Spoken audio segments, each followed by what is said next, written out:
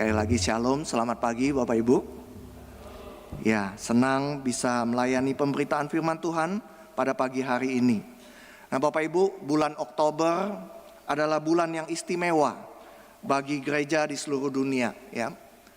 Bulan yang istimewa karena minta tolong. Bulan Oktober adalah bulan yang istimewa bagi gereja di seluruh dunia karena kita memperingati hari reformasi gereja, ya. Lebih dari 5 abad yang lalu Tuhan membangkitkan sebuah gerakan yang mereformasi umatnya, menegaskan bahwa hanya firman, hanya Kristus, hanya anugerah, hanya iman, dan hanya bagi kemuliaan Allah. Nah, hari ini kita mengenangnya bukan sekedar sebagai peristiwa sejarah, melainkan panggilan kita untuk terus memeriksa diri kita. Apakah iman, ibadah, dan praktek rohani kita sungguh bersandar pada firman Tuhan. Nah, firman Tuhan hari ini temanya adalah kembali ke firman Tuhan, bukan ke tradisi manusia, ya. Firman Tuhan hari ini bertemakan kembali kepada firman Tuhan, bukan ke tradisi manusia. Momen reformasi ini juga ajakan dan doa agar hidup kita terus diperbaharui oleh kebenaran yang berpusat pada Kristus, kebenaran yang berpusat pada Injil. Nah, ini juga sesuai dengan tema bulan Oktober kita, ya, hidup yang diperbaharui oleh kebenaran. Firman Tuhan hari ini saya ambil dari Markus 7 ayat 1 sampai 9. Markus 7 ayat 1 sampai 9 saya ambil dari edisi terjemahan baru yang kedua. Bapak Ibu bisa mengikutinya di layar. Saya akan membacakannya bagi Bapak Ibu semua. Markus 7 ayat 1 sampai 9. Beginilah firman Tuhan. Orang-orang Farisi mengerumuni Yesus bersama beberapa ahli Taurat yang datang dari Yerusalem. Mereka melihat bahwa beberapa orang muridnya makan dengan tangan yang najis, yaitu dengan tangan yang tidak dibasuh. Sebab orang-orang Farisi seperti orang-orang Yahudi lainnya tidak makan kalau mereka belum melakukan pembasuhan tangan dengan seksama, karena mereka berpegang pada adat istiadat nenek moyang mereka. Dan kalau pulang dari pasar, mereka juga tidak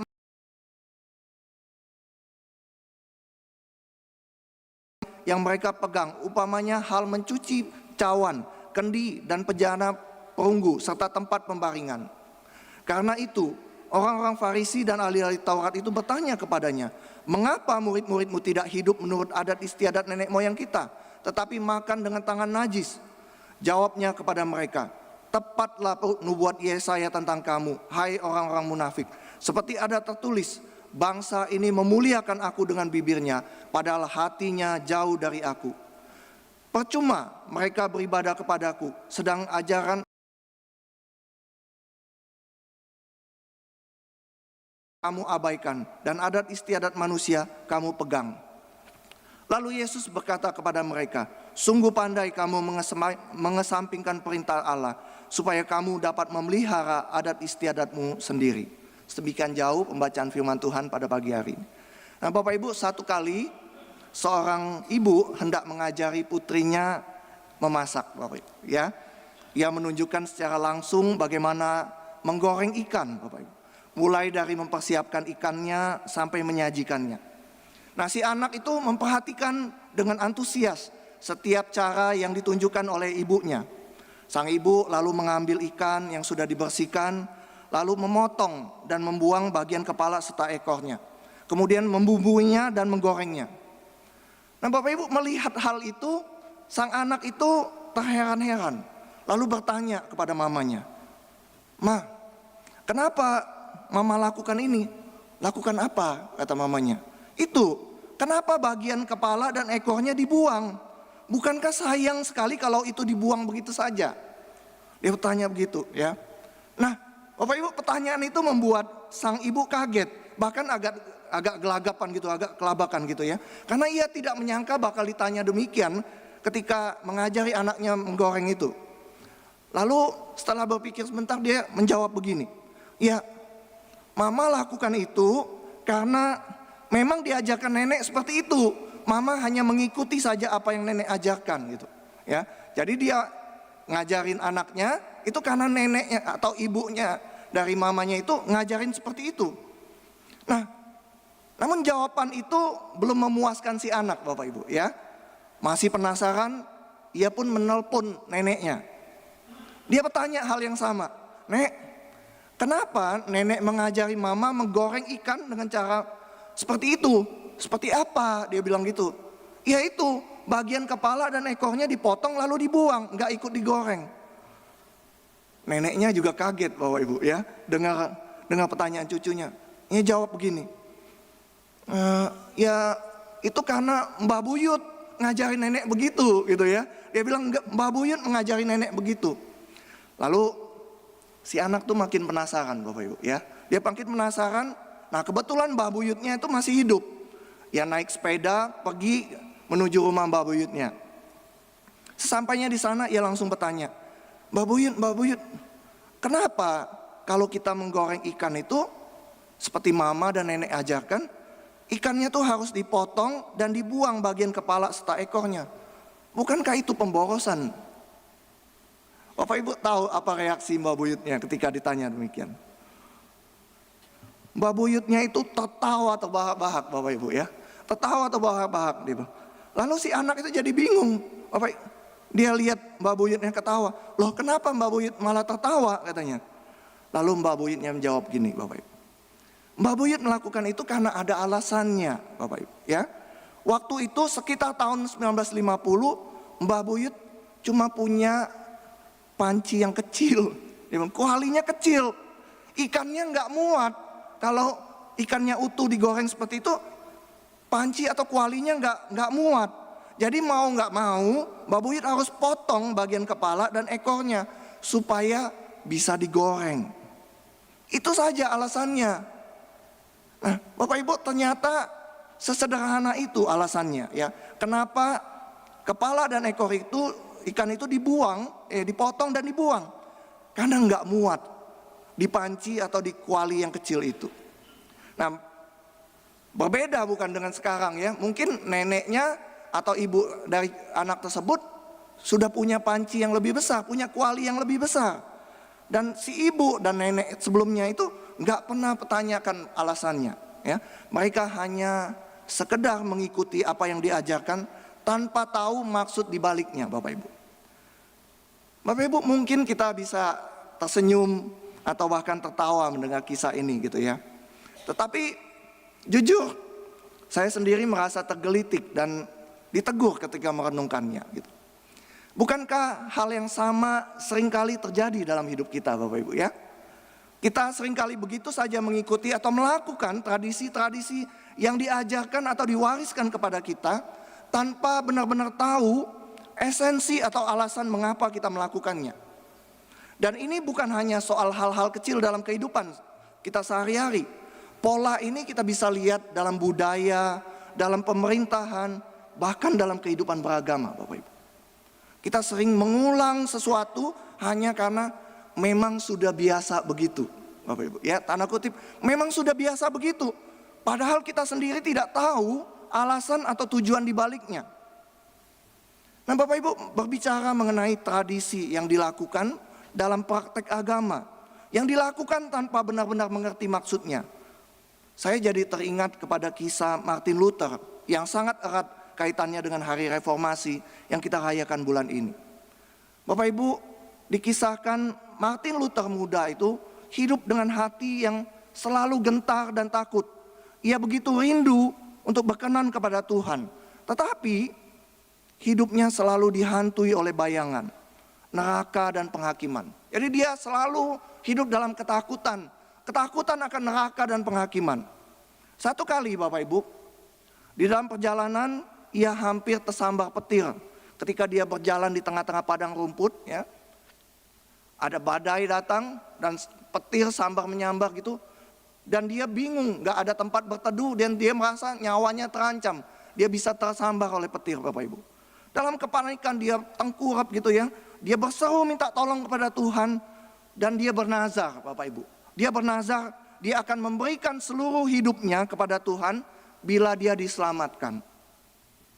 Bapak Ibu, doanya dikabulkan. Dan setelah luput dari maut, ia meninggalkan segala sesuatu ya. Dia meninggalkan segala pekerjaannya, segala rencananya, dan masuk menjadi biarawan di biara Saint Augustine. Namun hidup di biara itu sangat keras Bapak Ibu ya. Luther bangun jam 2 pagi, berdoa berjam-jam, berpuasa, membaca Alkitab, mengaku dosa berkali-kali. Ia bahkan menyiksa tubuhnya sendiri, tidur di lantai yang dingin Bapak Ibu. Menahan lapar dengan harapan apa? Bisa dapetin pengampunan dan perkenanan Tuhan. Bapak Ibu tahu Luther pernah berkata begini, jika ada orang yang bisa masuk ke surga karena perbuatannya, ya, saya ulangi. Jika ada orang yang bisa masuk ke surga karena perbuatannya, maka itu pasti saya, kata Luther. Tapi justru hidupnya semakin hampa, karena semua yang ia lakukan hanyalah ritual tanpa sungguh mengenal esensi atau tujuan di balik semua ritual itu, Bapak Ibu. Semua ketakutan dan keputusasaan itu sampai pada puncaknya ketika satu kali Luther dikirim ke Roma. Bapak Ibu tahu di sana ia tiba di gereja Saint John Lateran. Ini gerejanya masih ada sampai sekarang Bapak Ibu ya. Nah, gereja ini terkenal Bapak Ibu. Terkenal kenapa? Karena gereja ini memiliki 28 anak tangga batu yang dipercaya sebagai tangga yang pernah dinaiki oleh Tuhan Yesus. Bapak Ibu tahu di Alkitab ngomong ada satu ruang pengadilan ketika Pilatus mengadili itu, namanya Litostrotos ya. Nah Bapak Ibu, tangga ini dipindahkan dari Yerusalem ke Roma oleh Helena, ibu dari Kaisar Konstantin. Waktu Kaisar Konstantin jadi orang Kristen, mamanya juga jadi orang Kristen, lalu mamanya itu berinisiatif dari dari Yerusalem, tangga batu itu dipindahkan dari Yerusalem ke Roma. Bapak Ibu, menurut tradisi ya, dan ini masih dilakukan sampai sekarang, siapa yang menaiki tangga ini dengan lutut sambil mengucapkan doa Bapa kami pada setiap anak tangganya, maka jiwanya akan dilepaskan dari api penyucian atau purgatori, Bapak Ibu. Luther menyaksikan ribuan peziarah melakukan ritual itu. Ini sampai sekarang masih dilakukan Bapak Ibu, ritual ini ya. Dan ketika Luther menyaksikan ribuan peziarah melakukan itu, dia pun mencobanya juga. Saya membayangkan Luther naik tangga itu setapak demi setapak, lututnya menyentuh tangga batu yang dingin itu. Anak tangga yang licin oleh ribuan lutut peziarah sebelumnya.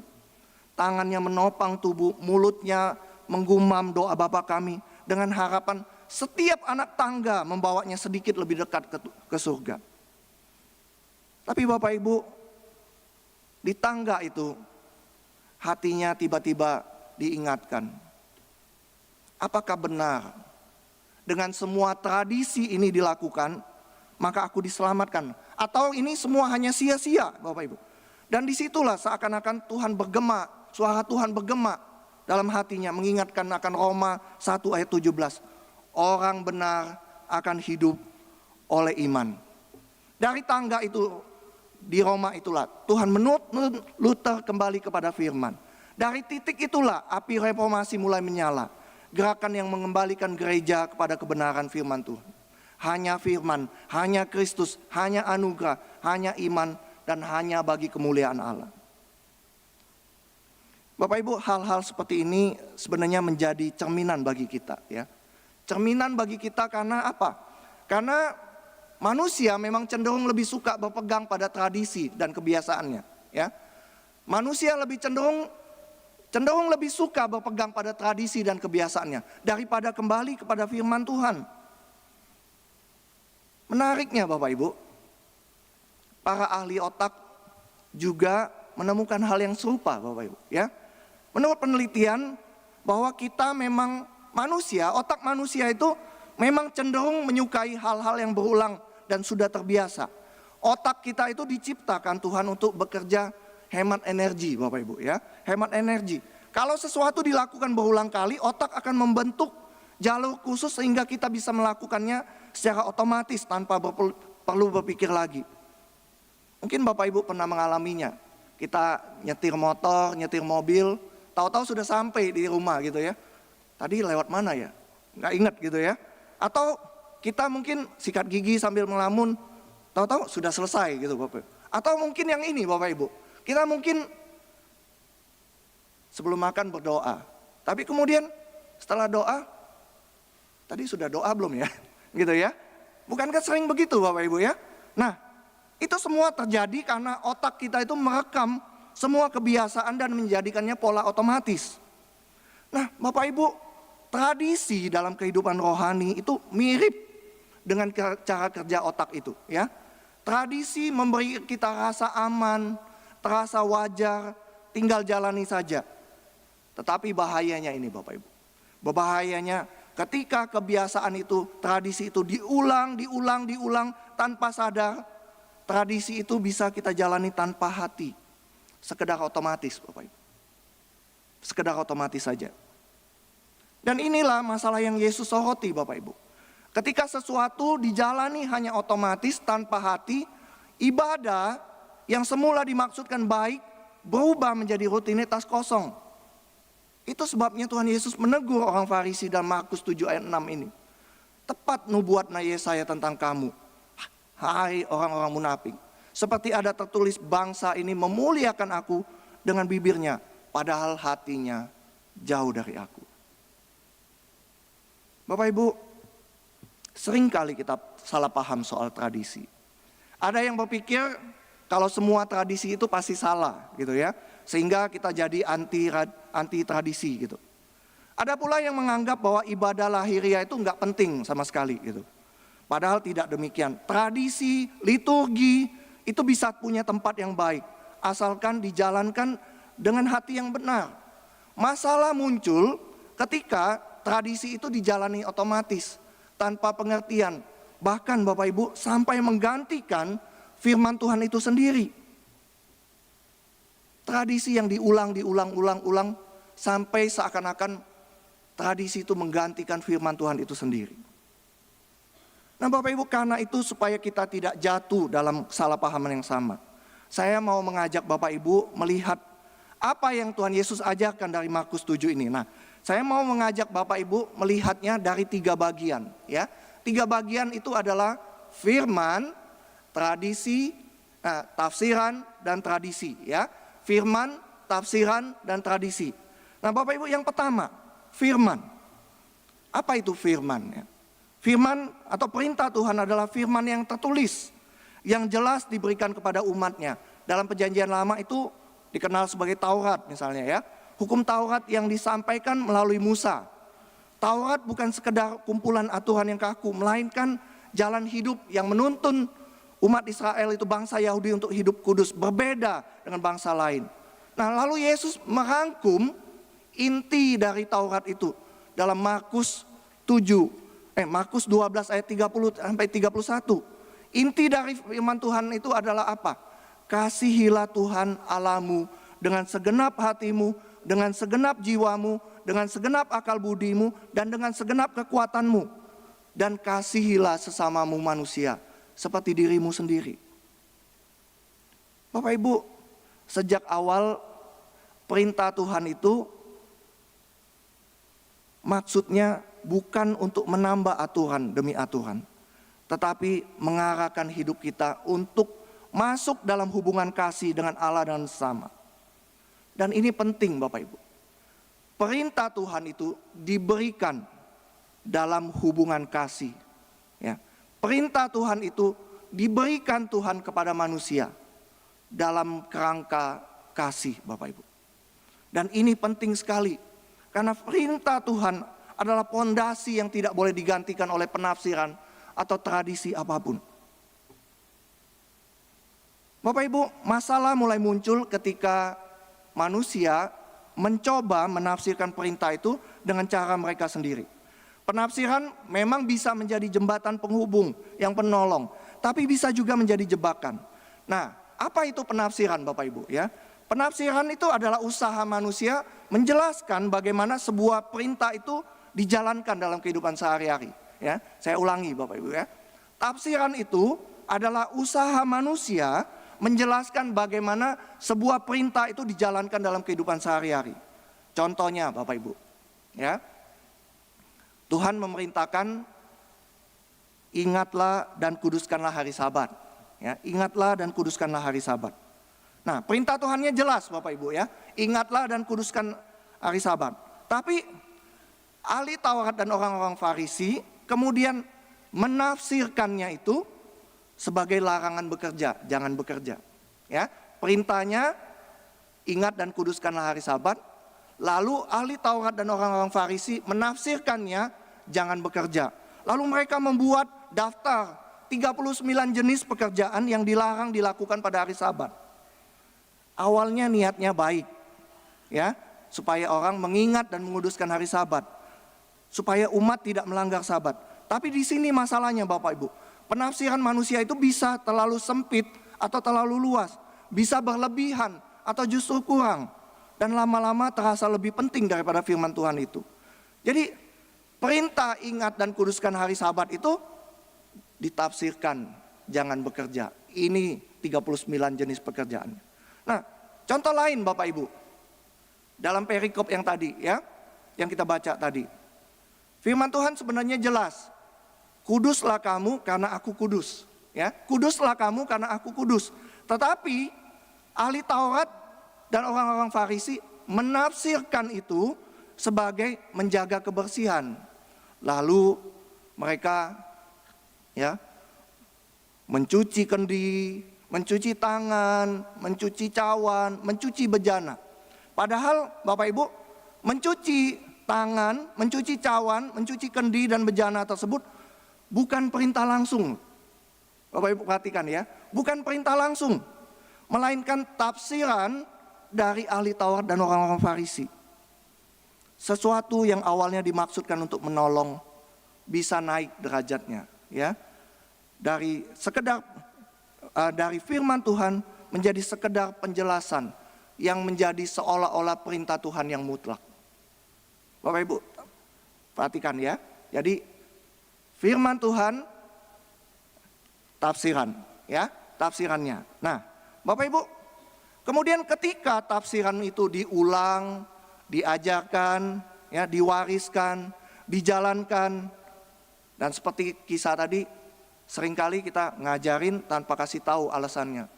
Diajarin, diturunin ke anak cucunya, diajarin lagi, diturunkan. Nah, ketika itulah tafsiran itu jadi tradisi. Ya, Bapak Ibu bisa nangkep ya. Firman Tuhan, firmannya ini jelas, kemudian ditafsirkan. Lalu ketika tafsiran itu diajarkan, diulang, diwariskan, maka tafsiran itu berubah menjadi tradisi. Tradisi pada dasarnya adalah kebiasaan yang diturunkan dari generasi ke generasi.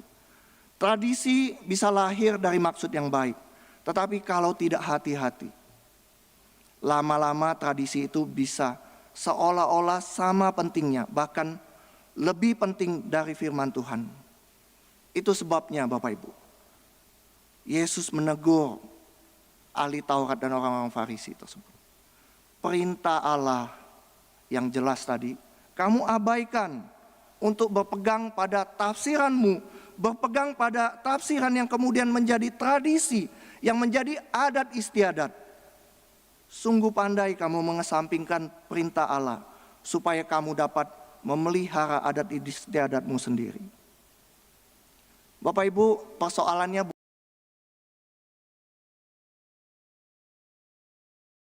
adalah hati. Karena tradisi manusia sudah dijadikan ukuran kesalehan, sementara perintah Allah yang sebenarnya justru diabaikan. Saya ulangi Bapak. Persoalannya adalah hati. Karena tradisi manusia sudah dijadikan ukuran kesalehan, sementara perintah Allah yang sesungguhnya justru diabaikan. Orang yang rajin melakukan tradisi dianggap saleh, tetapi yang tidak melakukannya dianggap berdosa. Dan ironisnya Bapak Ibu, tradisinya dijalankan, tapi perintah Allah yang terutama, yaitu perintah untuk mengasihi Tuhan dan sesama, justru diabaikan. Tradisi diulang, dijalankan, tapi perintah Allah yang terutama, yaitu mengasihi Tuhan dan mengasihi sesama, justru diabaikan. Bapak Ibu, tradisi memang bisa memberi kita rasa aman. Seperti tadi ya, otak kita membentuk jalur otomatis gitu. Tapi kalau tradisi dijalankan tanpa hati, tanpa ketaatan, ibadah kita itu menjadi percuma. Tapi jangan salah paham juga Bapak Ibu. Tradisi itu tidak selalu buruk, ya. Tradisi itu tidak selalu buruk. Tetapi kalau dijalankan tanpa mengerti tujuan atau esensinya, maka akan kehilangan maknanya Bapak Ibu. Sama seperti cerita di awal tadi tentang anak yang belajar menggoreng ikan tadi. Awalnya maksudnya, akhirnya berubah menjadi kebiasaan yang kaku dan membingungkan. Demikian juga dengan tradisi kita gitu. Tradisi iman kita. Kalau kita hanya mengikuti tanpa memahami tujuannya, kita beresiko kehilangan makna yang sejati. Bapak Ibu, teguran Yesus kepada orang Farisi ini sebenarnya bukan hanya untuk mereka pada zaman itu. Enggak Bapak Ibu. Tetapi teguran Tuhan Yesus itu berlaku juga untuk kita. Kecenderungan hati kita itu untuk lebih berpegang pada tradisi itu kuat sekali Bapak Ibu ya. Dari dulu sampai sekarang. Dan kalau kita jujur, hal yang sama bisa kita temukan dalam kehidupan gereja saat ini Bapak Ibu ya. Nah, contohnya apa Bapak Ibu? Ada tradisi-tradisi kecil yang tampaknya sepele, ada kebiasaan yang sudah berlangsung lama, bahkan ada aturan yang awalnya dimaksudkan baik, tapi semuanya itu bisa kehilangan maknanya kalau hati kita nggak sungguh-sungguh kembali kepada firman Tuhan ya. Nah, contohnya Bapak Ibu nih, misalnya Bapak Ibu, ada jemaat yang lebih sibuk mengatur soal kursi favoritnya di gereja. Bapak Ibu jangan salah paham ya Bapak Ibu. Setiap kita mungkin punya tempat favorit ya, tempat duduk favorit Bapak Ibu ya. Nah, jangan salah paham.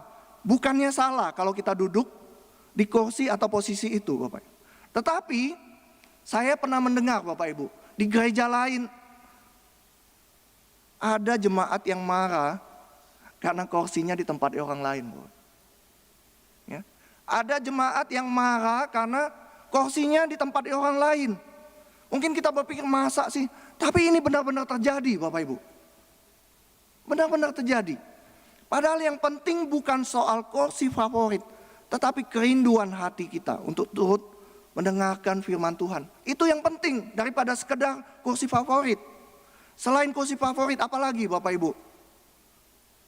Gaya ibadah. Ya. Jangan salah paham juga Bapak Ibu. Setiap orang punya selera musik, cara ibadah yang membuat dia nyaman. Itu wajar Bapak Ibu ya, wajar.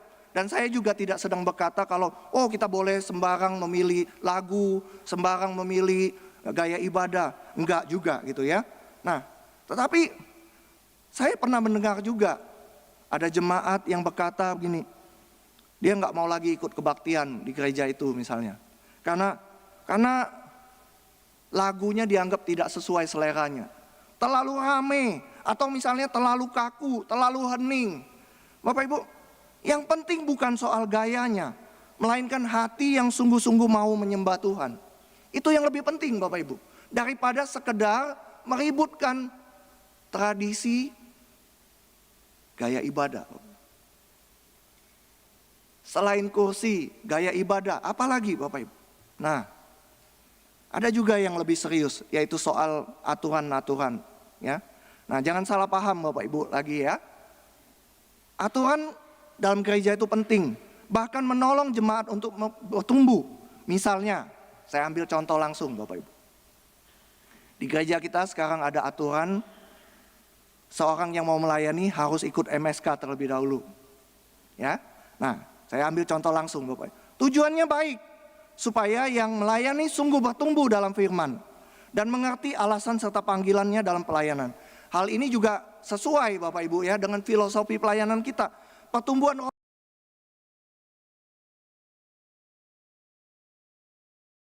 masalah bisa muncul ya kalau kita tidak mengerti esensi dari tujuannya Bapak Ibu.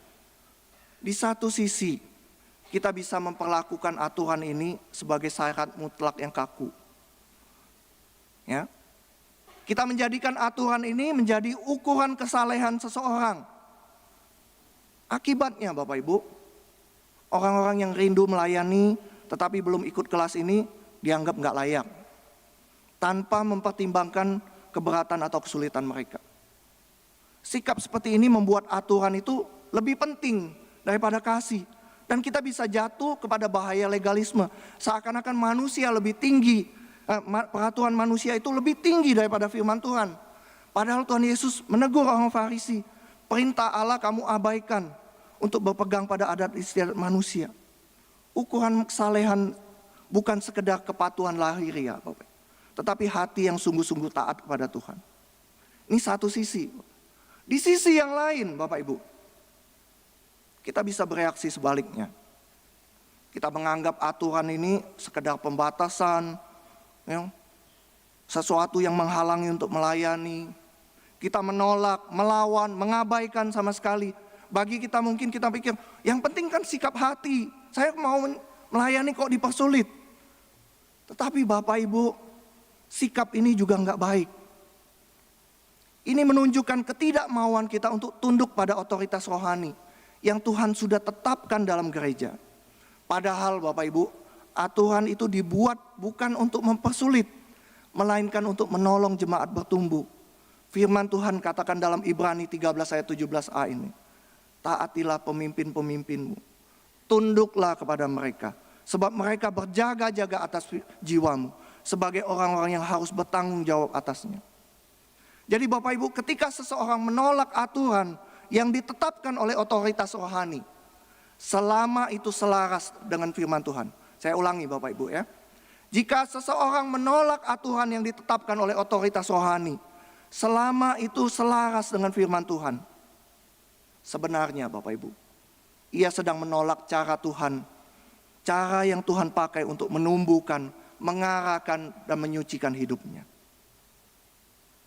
Bapak Ibu, teguran Yesus kepada orang Farisi jelas menunjukkan bahwa bahaya terbesar itu bukan aturan atau tradisi itu, melainkan hati kita. Ya.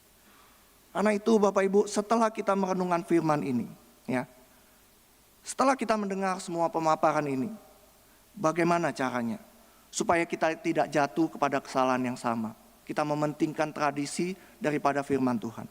Bagaimana caranya kita benar-benar kembali kepada firman Tuhan? Nah, Bapak Ibu, sekali lagi bahan DG kita menolong sekali Bapak Ibu dalam hal ini. Ya, saya tetap mendorong Bapak Ibu semua yang belum ikut, ikutlah DG ini Bapak Ibu. Ya, nah Bapak Ibu, kembali ke firman itu artinya kembali kepada Sang Injil. Kembali ke firman itu artinya kembali menjadikan Injil sebagai pusat kehidupan kita. Kembali ke firman artinya kembali kepada Sang Injil dan menjadikan Injil itu sebagai pusat kehidupan kita. Dan Bapak Ibu tahu bahan DG kita berkata begini, bagaimana menjadikan Injil sebagai pusat kehidupan kita? Dengan menjadikan Injil itu sebagai perspektif, motif, model, dan modal. Ya, saya ulangi Bapak Ibu ya. Kembali ke firman itu kembali kepada Sang Injil dan menjadikan Injil sebagai pusat kehidupan kita. Bagaimana kita menjadikan Injil sebagai pusat kehidupan kita? Dengan cara menjadikannya perspektif, motif, model, dan modal. Nah, Bapak Ibu, pertama perspektif. Kalau kita kembali kepada Injil, kita bisa belajar melihat segala sesuatu dari kacamata Injil. Seringkali kita memandang aturan itu, tradisi, pembinaan rohani sebagai beban. Kita merasa itu memberatkan, menghalangi, atau sekedar formalitas. Tetapi Bapak Ibu, Injil mengubah perspektif kita. Semua itu bukan beban, melainkan sarana anugerah yang Tuhan berikan, yang Tuhan pakai untuk membentuk kita makin serupa dengan Kristus. Firman Tuhan dalam 1 Yohanes 5 ayat 3 berkata, inilah kasih kepada Allah, yaitu bahwa kita menuruti perintah-perintahnya, dan perintah-perintahnya itu tidak berat. Firman Tuhan katakan demikian Bapak Ibu. Perintah-perintah yang Tuhan perintahkan kepada kita itu tidak berat. Dalam perspektif Injil kita sadar bahwa ketaatan itu bukan untuk menekan atau membatasi kita. Bukan. Tetapi justru membawa kita menikmati hidup bersama Tuhan. Yang kedua Bapak Ibu, motif. Kembali kepada firman berarti kita harus jujur. Menguji motivasi hati kita dengan Injil. Kenapa kita beribadah? Kenapa kita melayani? Apa yang mendorong kita memegang aturan tertentu? Bapak Ibu, jangan sampai motivasi kita dipenuhi kesombongan rohani. Merasa diri lebih baik karena sudah melakukan sesuatu, lalu merendahkan orang lain yang belum melakukannya. Jangan kita memaksakan orang lain harus sama seperti kita, seolah-olah itu ukuran kesalehan. Sebaliknya Bapak Ibu, uji motivasi kita. Jangan-jangan motivasi kita itu karena kita merasa sudah tahu, sudah bisa, sehingga tidak mau tunduk kepada otoritas rohani yang Tuhan percayakan. Bapak Ibu, uji motivasi kita. Dua-duanya bisa salah, karena lahir dari hati yang tidak mau merendahkan diri di hadapan Tuhan. Injil menolong kita untuk memurnikan motivasi kita. Kita taat, kita melayani, karena kita merasa itu adalah anugerah Tuhan. Harusnya itu motivasi kita. Yang ketiga Bapak Ibu, model. Kalau kita kembali kepada Injil, pada firman, teladan kita bukan tradisi manusia, melainkan Tuhan Yesus sendiri. Ia adalah firman yang jadi manusia dan hidupnya sempurna di dunia. Nah Bapak Ibu, perhatikan teladan apa yang Tuhan Yesus berikan. Dia keras terhadap ahli Taurat dan orang Farisi. Orang-orang yang notabene sudah tahu kebenaran. Dia keras Bapak Ibu terhadap ahli Taurat dan orang Farisi. Tetapi Tuhan Yesus penuh belas kasihan kepada orang-orang yang berdosa, yang belum atau masih bergumul dengan kebenaran. Itu teladan Tuhan Yesus. Tuhan Yesus berkata, yang kuhendaki ialah belas kasihan dan bukan persembahan, bukan pelayanan. Yang kuhendaki adalah belas kasihan. Artinya Yesus menekankan hati yang berbelas kasih daripada ritual lahiriah.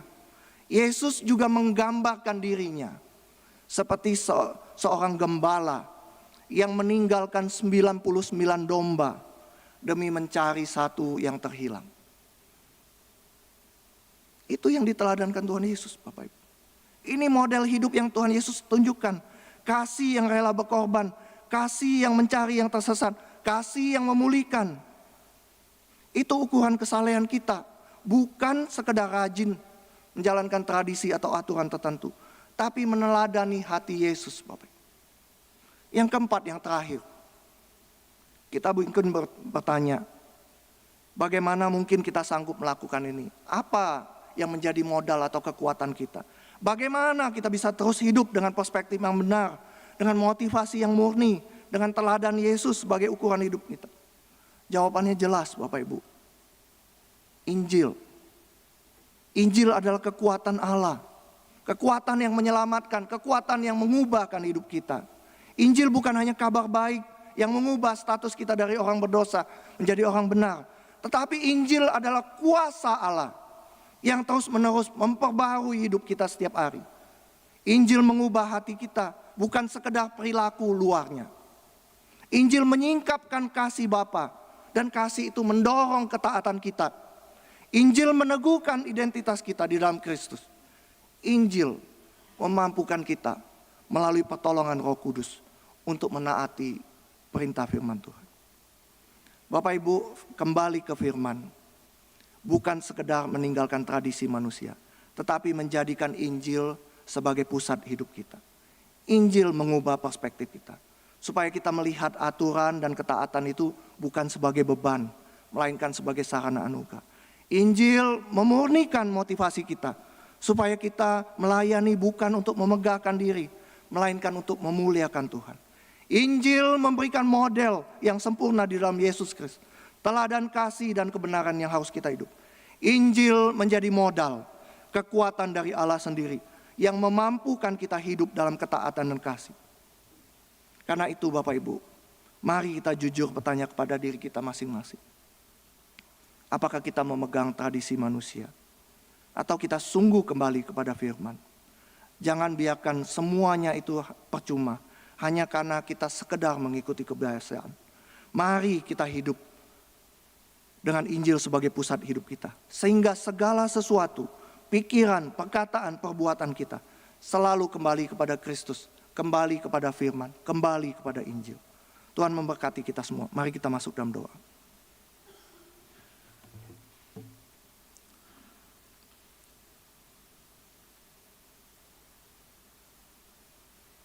Tuhan Allah kami bersyukur untuk firman-Mu yang sudah kami dengar pagi ini. Kami diingatkan kembali bahwa Engkaulah sumber kebenaran, bukan tradisi atau kebiasaan manusia.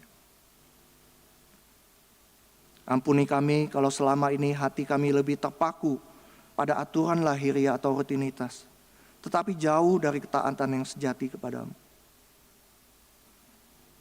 Tolonglah kami ya Roh Kudus, supaya Injil menjadi pusat hidup kami.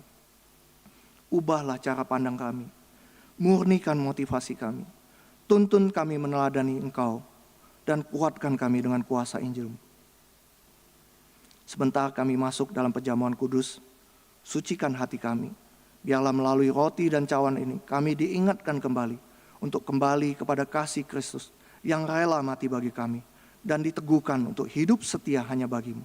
Di dalam nama Tuhan Yesus, Sang Injil itu, kami berdoa. Amin.